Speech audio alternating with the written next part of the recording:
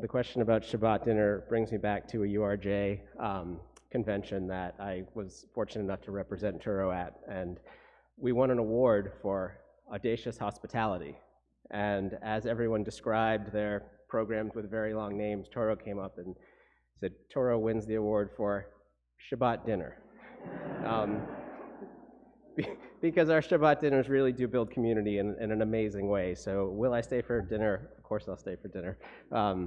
Thank you. Thank you, Rabbi. Thank you, everybody. And thank you for those extremely kind words. On October 6th, 2003, I began my day in Melbourne, Australia, with a view of the city skyline, drinking a flat white.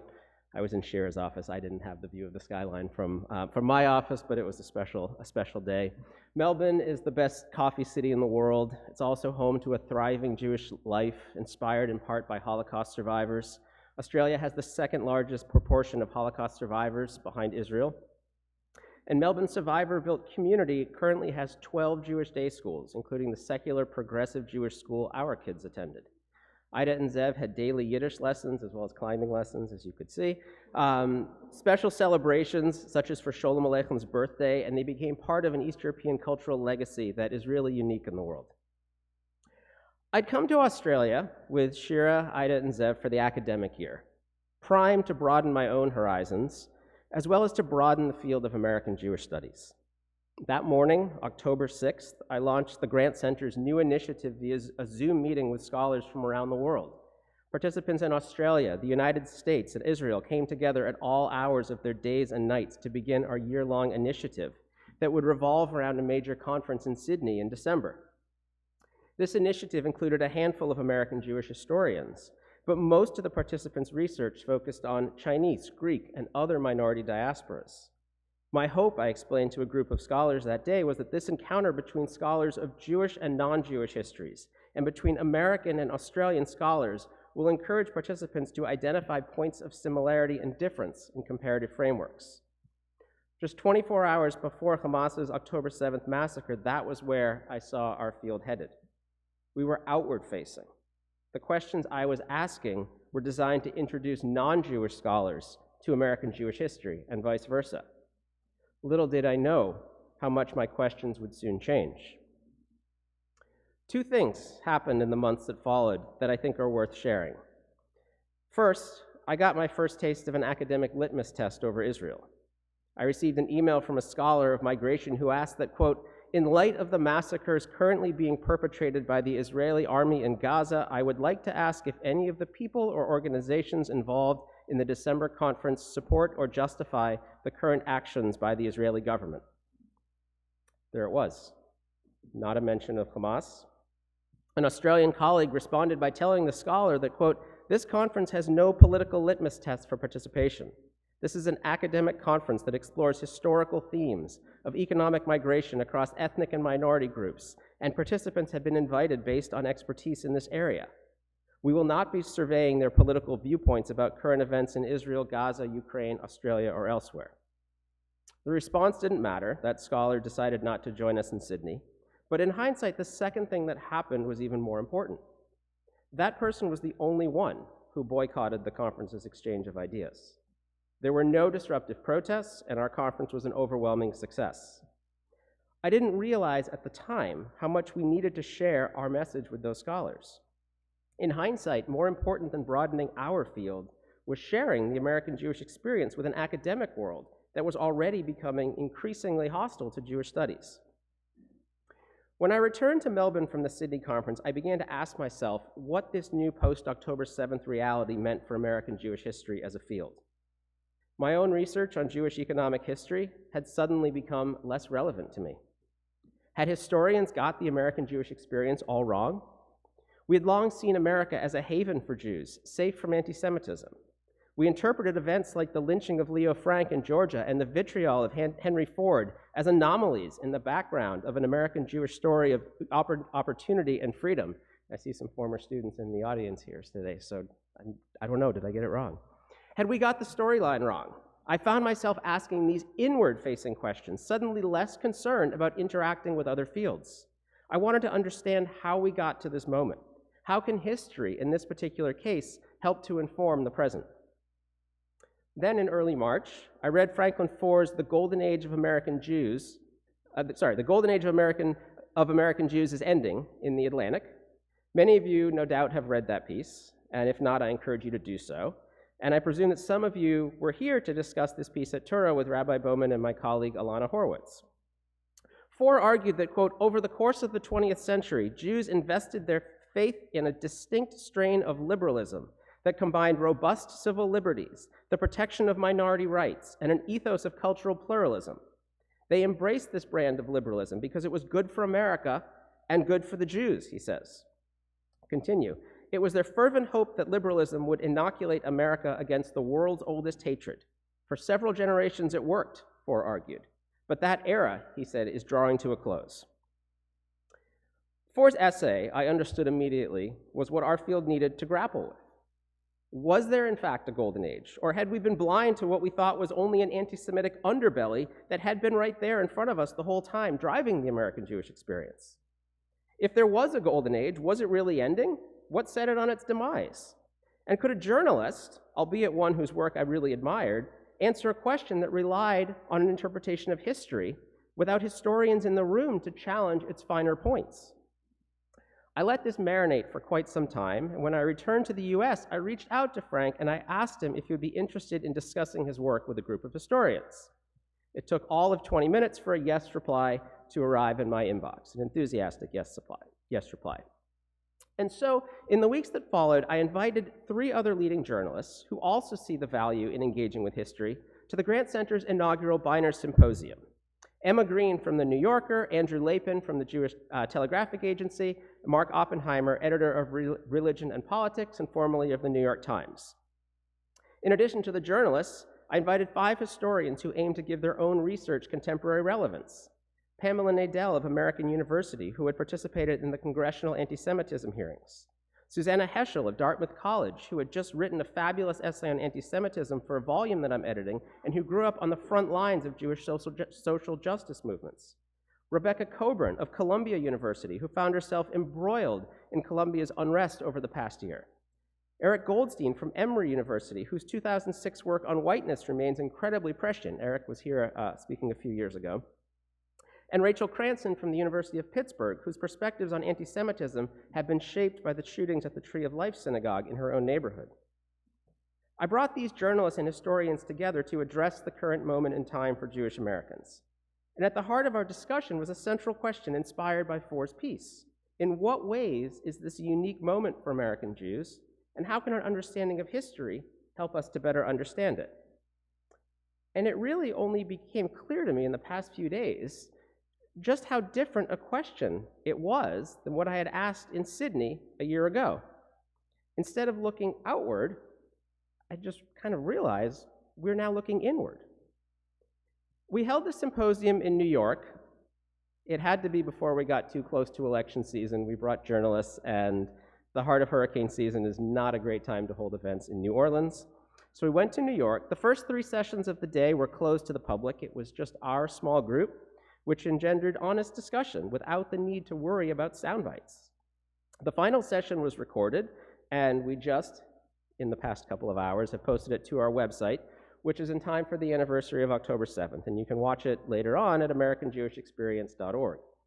What I want to share with you today includes a bit of what we discussed in private, without betraying confidences, as well as what we discussed for a public audience. And I want to share some of those conversations with you tonight, and I'm going to do so in the framework of questions and not answers, because I don't really have them. The American Jewish experience has entered a new chapter. We don't really know when it started, we don't fully comprehend the forces at play, and we don't know how or when the next chapter will begin. In other words, I'm not going to try to answer all of these questions of whether there was a golden age, and if so, if it's ending.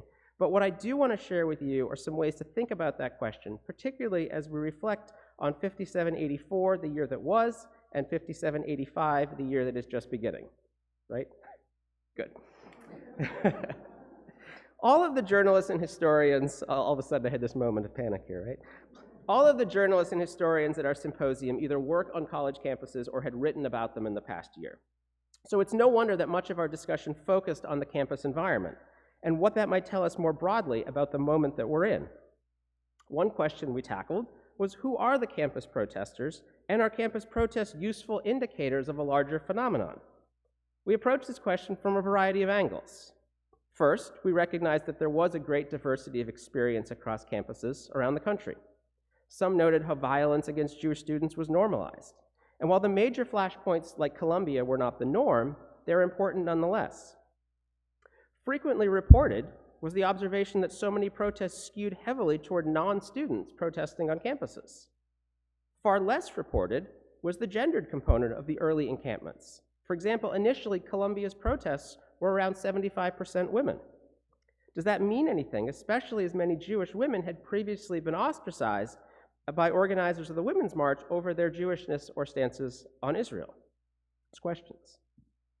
Our panelists then asked how much of the campus environment for Jews and around Israel protests was a unique escalation of the past year, and how much can be understood as rooted in a history of campus protests.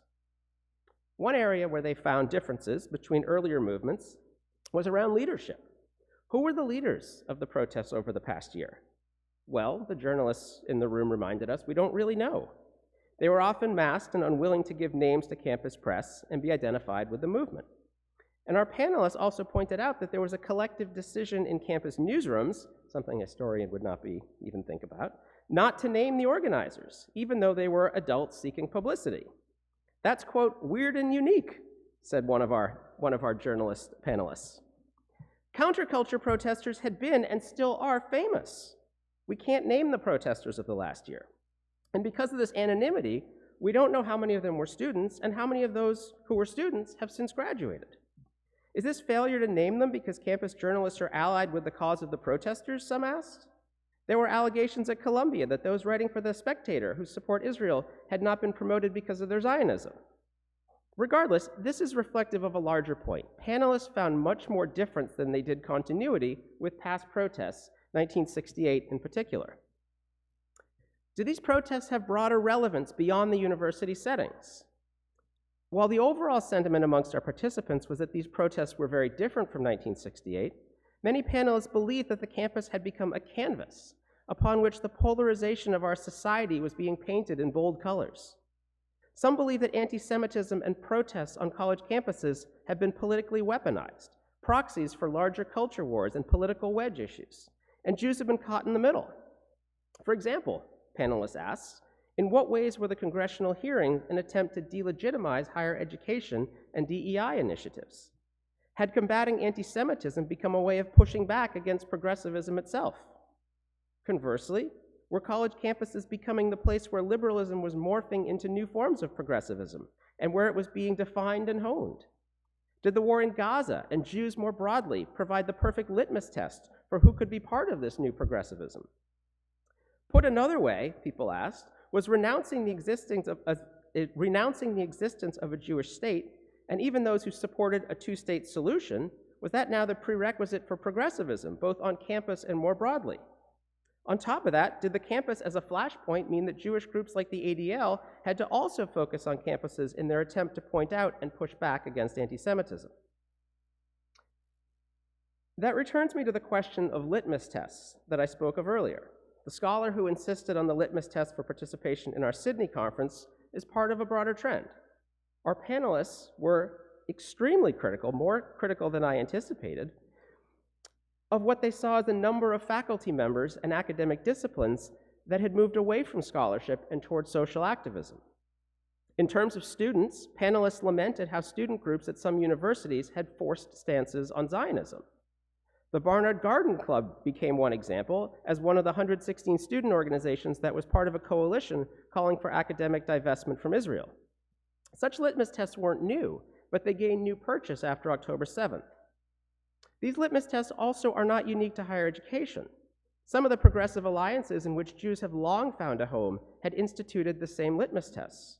We saw this in the Women's March, our panelists pointed out. We're seeing this in social justice movements, where Jews are being turned away from alliances that have been so instrumental to the expression of their Judaism. What will happen to those alliances? Is there still a place for progressive Jews in progressive spaces? Where can we find common ground? And panelists asked if civil rights alliances in the 1960s and their subsequent fractures and then healing can provide a guide as how we move forward? It's a very deep question. Either way, the presence of litmus tests also means that non-Jews are losing much of their exposure to things Jewish.